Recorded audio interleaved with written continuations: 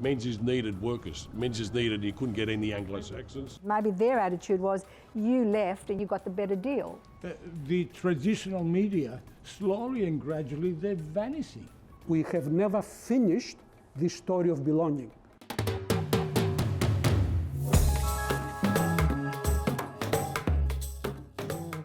As individuals, we are telling our stories. But here in Australia, we have other people resisting. They've gone to Mykonos and they've gone to major clubs in Mykonos and they're playing Greek music. You lived in a certain suburb, you had more in common than you did with your own people somewhere else. Welcome to Think Greek, I'm Kyriakos Gold. We're talking about Greek-Australian migration here in the heart of the Greek Quarter in Melbourne. We're going to focus in the last periods of migration, starting from 1975 to 2009 and 2009 up to today. Can we take a trip to the 80s and 90s? Yeah, let's take one. Okay. So how long have you been writing for newspapers? 20 years now? 20 years. So let's say you were in your youth in 80s and 90s. What was that like? It was a very interesting time because we were at the time where that period of Nick Giannopoulos and Wog's out of work, where all of a sudden Wog was not a dirty word. We were the younger generation, so we would watch these liberated Greeks who were a little bit older than us go at it. But for us, that was a mysterious thing because they were advocating this kind of common identity of migrant children. So whether you were Italian, Greek, Yugoslav, or whatever you were, if you lived in a certain suburb, you had more in common than you did with your own people somewhere else. For me, that was alien because right up until the time I went to high school, we only mixed with people from our village. The only people who were outside our village that we knew were our neighbours and the kids I met at Greek school who spoke a different dialect from me. And they were foreigners. So we didn't pay attention to them. The only people that mattered were the people that came from our villages. I looked at the Wogs out of work people and that made no sense to me because my identity was tied to my village as I lived it in Essendon. Because everyone in the areas around us came from the same place, spoke the same language. We lived in that mini ghetto. When I went to uni, that was the time where, as you said, media facilitated more contact with Greece. And then you had the emergence of the baraki culture here in Melbourne, where all these bars opened up and people discovered that being Greek was not about fassolada, as you said, or wearing the fustanella, dancing Greek traditional dances and keeping traditions that didn't make sense.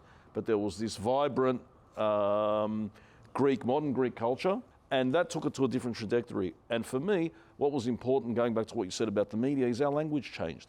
The way we spoke Greek changed because we had developed our own particular Australian idiom of Greek here, which involved the use of many loan words from English that were assimilated into the Greek grammar, because our grandparents and our parents did not know the words for fridge or stove because they didn't have these things back in the village. Yeah. So you go back to Greece and people would laugh at the way you spoke because unbeknownst to you, I mean, I found out to my consternation going to Greece that orate is not a Greek word. I thought it was. Greek TV, Greek media, all of a sudden, we're speaking like they are over there. The way that you express your Greekness, even the ideas, you're just absorbing them continuously from overseas, from Greek media, because they have more legitimacy. So up until the 80s, 90s, until the advent of antenna TV and satellite, we had developed our own distinct way of speaking. That is now endangered and almost gone. So it's almost like we developed our own trajectory of culture, and then that gets taken by the mainstream because, again, we have a cultural cringe. Anything that comes from Greece, we accept that uncritically, and we left a lot of what we created here by the wayside. And that was the point I wanted to make. Did you go to Peter's clubs? Because I'm coming to you. I can't remember. So I must have had a good time there. So Peter, like, you were instrumental in that, like, bar revolution. You had all these nights and concerts. What was that like?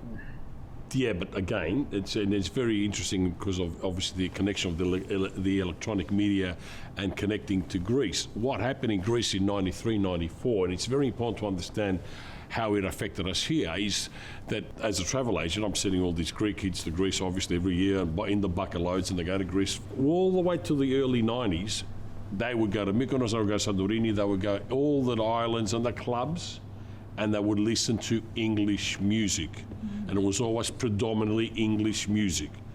What happened in 93, or I should say late 92, early 93, a new concept happened in Greece called the Vareladica. I don't know if you're aware of that. Just Greek music. Where all of a sudden they've gone to Mykonos and they've gone to major clubs in Mykonos and they're playing Greek music. And all of a sudden they're saying, hold on a second, and it's trendy Greek music, it's got a beat, it's got that doof, doof, doof sort of speak, but it's in Greek on this one here. And we saw there was and then obviously with 3XY, there was a demand that they wanted more music, as in Greek music, and it became trendy. That's basically the situation. So we just uplifted it from there with Greek. How long did that go for? From 95, 96 to 10, 12, 13, as in core, but then it just, once Oakley became the Greek precinct, so to speak, where everyone moved to Oakley, the music's there now, the culture's there. Now you even take Xenus, I've started to Oakley as their tourist, and you're the tourist guide. And it's all Greek. And I understand where George is coming from on this one here. I mean, I'm a product of both societies. My father sent me to Greece in 1971 to educate myself in Greece because he was terrified of becoming an Avstralon. So I ended up in Greece in a boarding school in Spetses where the King of Greece went, Avero family, the Rallis families, sent their That kids did there. really well. Yeah, it didn't give me very far education, yeah. But what I'm saying is I felt that I was called the Kakourouda in Greece. I was a Kakourouda, I was Avstralos.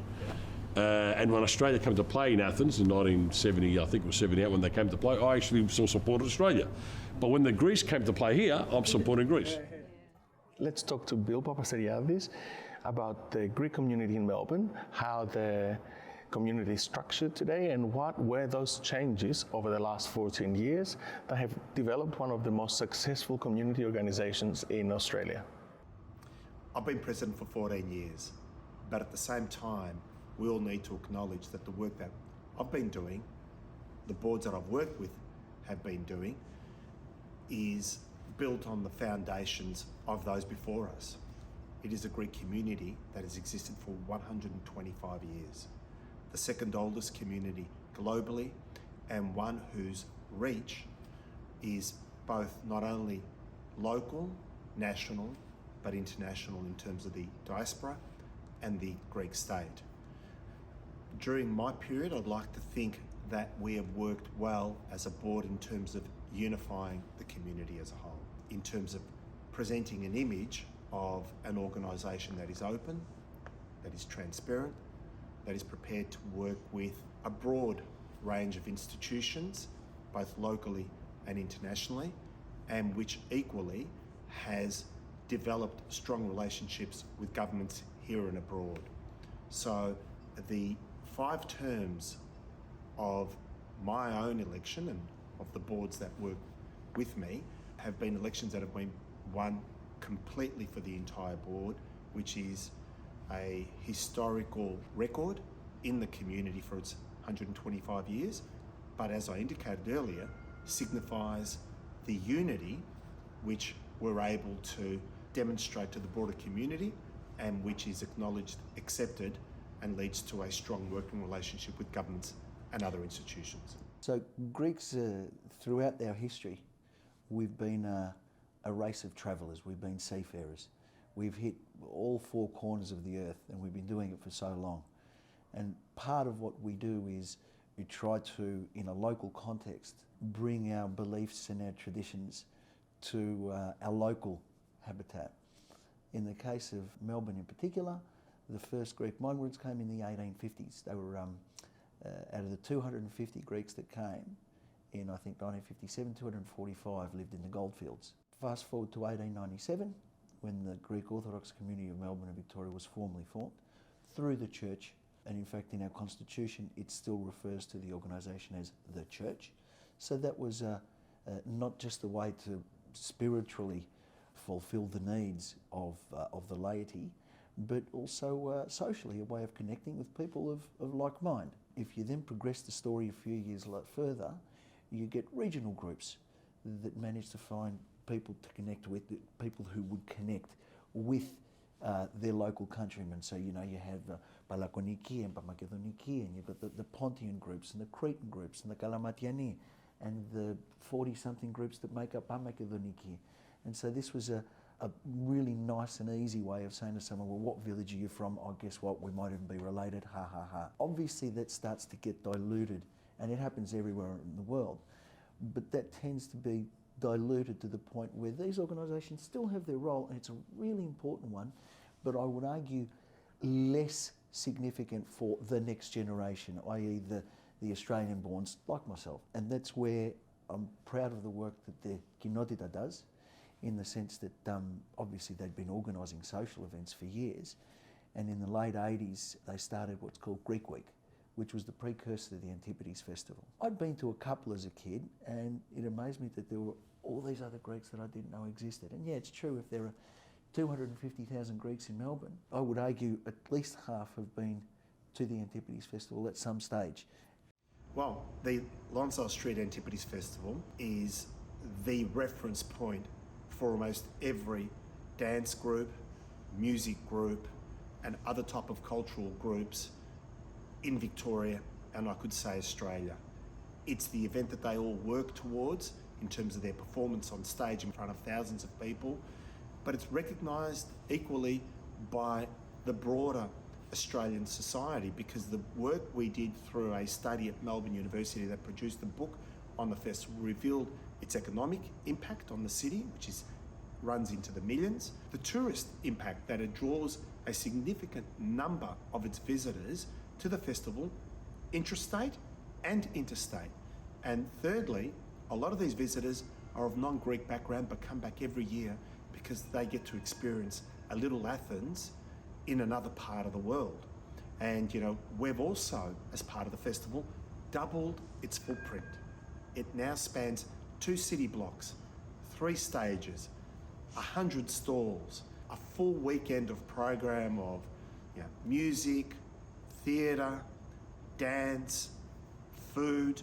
I mean, a lot of the things that we associate with Greece, we've brought here and developed them through our own relationships and understandings to be reflective of our society. But this is only a small part of our cultural product. The Greek-Australian, let's call it Greek-Australian political project of emancipation, Migrants Have a Voice, as I mentioned before, begins in the 1940s, 1950s, picks up in the 1960s and 1970s. It still exists in the 1980s. The 1980s is a very interesting decade, very, very interesting decade, and then it exhausts itself. So in the 1990s, communities begin implicitly and explicitly to develop the politics of amnesia, to go back to Kostas' point.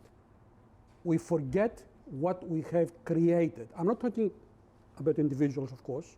Okay? I'm not talking about a collective entity that we call community, which is very complex, as Sakis mentioned, with many differences. So we exhaust, if you like, the will to keep generating our own voice, which is a voice of challenge. We enter the post-multicultural era as satisfied migrant communities. We have succeeded, we are white and white enough, we have been accepted, and we accept, in essence, we accept the monoculturalism of Australia as the only political, historical force that can keep the nation together. That was Howard's message, accepted by everyone since today. So migrant communities as collective entities, as I mentioned before, are self-satisfied. Deep down, we still feel perpetual foreigners, but we are satisfied. We are, if you like, insiders now. And the foreigners of the not white enough migrants are others. Within this context, we fail to complete our story, the story of belonging, because in essence, and this takes us to the core of modern Australia, we fail to encounter the indigenous Australian.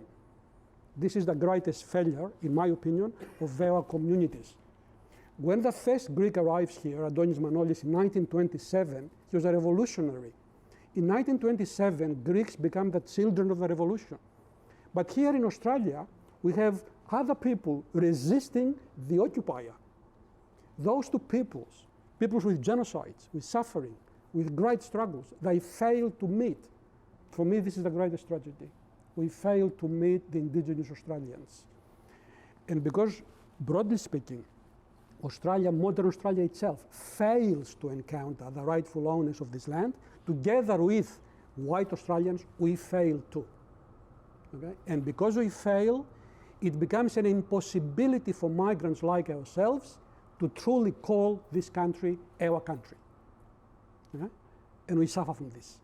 So still we are floating, basically, together with white Australians. We meet the white Australian in our inability to call this country truly our country, because both groups, the new migrants and the Anglo-Australians, they have truly failed to open themselves up to what is truly fundamental, still fundamental for modern Australia. When I started as a board member about 1,000 years ago, Antipodes referred to the whole cultural program of the Greek community, whether it be the film festival, the rice festival, that sort of stuff. But we have subcommittees for that now, and we've done that quite purposefully because there might well people who aren't interested in a weekend Glendy, but they might be particularly interested in film.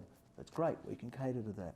Or maybe they're really into their literature. We've got a writers' festival for that. Or maybe they revel in our cuisine. We've got a food festival for that. So these are all things that we're doing actively, but there's no question the jewel in the crown of our cultural offering in terms of pure numbers is that Antipodes Festival, that weekend. If you think about it, the numbers over time start to stagger me a little bit. It's been said that 150,000 people go through the streets on that weekend.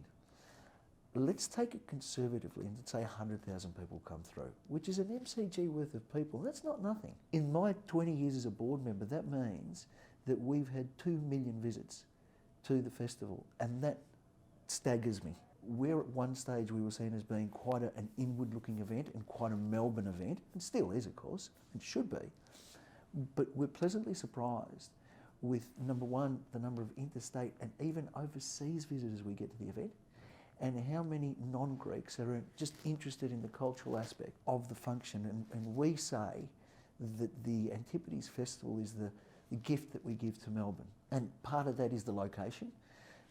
Whilst it might have been diluted a bit, there's no question that the historical centre of Melbourne's Greek community, Little C, is Lonsdale Street. And it's an extraordinary feeling when the street gets closed, or the streets get closed on a Friday night at midnight, and you see the workers come in, and then you see the stages come up, and then you see all the different performers come in. And I hope you understand how emotional I get seeing a 6-year-old dancing on stage with your yarn bubble clapping them along. And you say to this next generation of people, how often do you come in the city? And they'll say, once, for this weekend, because I want to see my granddaughter dance. And that makes it all worth it. When you have dance groups that treat that stage like the MCG, and this is their grand final. And I love how, in a nice way, competitive they get. It actually pushes them all along. So to have this number of performers at one single event, to have these, high school kids in the singing competition, to have a 16-year-old play bouzouki and play rebetiki musiki, isn't that the reason, or one of the reasons why the Greek community, capital C, should exist? To give the next generation, number one, a platform, but number two, something to aspire to, in the sense of, well, look at what the Kinotita is giving me, I want to give something back as well. Because the festival is a reflection of the community that's driving it, the Greek community in the Antipodes Festival has never been and will never be a top-down approach. It's so very inclusive. The journey never ends. Stay with us for more Think Greek next week. But there is something about the Greek culture that has influenced migration from 3,000 years ago. And in those intimate talks, they would raise existential questions. Did we make the right decision? Was there meaning in our lives?